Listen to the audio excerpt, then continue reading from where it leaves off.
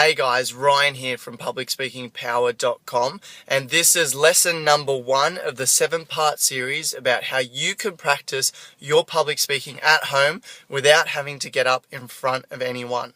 So, I know that there's a lot of books out there, there's a lot of audio books and teachings about how to deal with public speaking anxiety. There's a lot of breathing techniques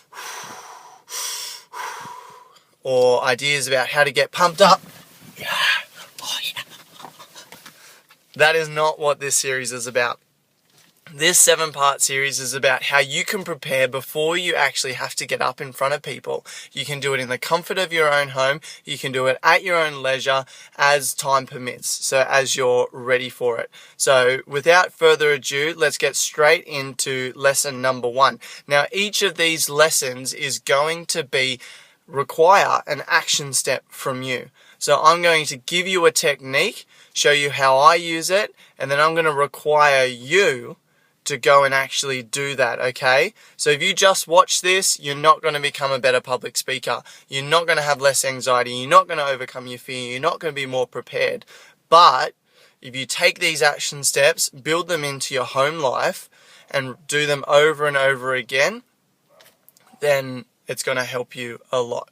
So, tip number 1 is to read aloud, okay? This is something that we used to do when we were in primary school or high school, is have to read aloud in front of the class, but we don't do this anymore as adults. Very, very, very rarely will we ever need to read aloud, but it is actually a great way to practice your speaking skills. When you're getting up in front of people, you're going to be speaking constantly, droning on and on for quite a period of time.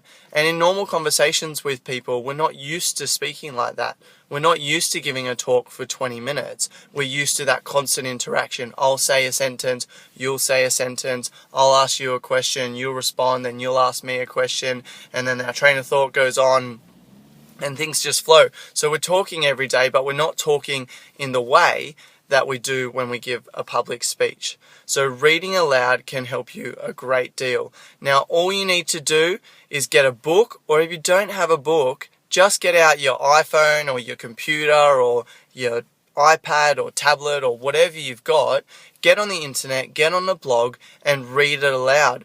Do it under your breath if you've got people in the house, but start to do it. Do it on the toilet if you want. If you're sitting down and you're browsing on your iPhone anyway, then why not use that as productive time? And rather than just reading something, actually read it aloud to yourself. So that is tip number 1. It is very simple, very easy to do, but it is very powerful. And build this into your life. I suggest starting with 10-minute blocks, so reading aloud for 10 minutes at a time.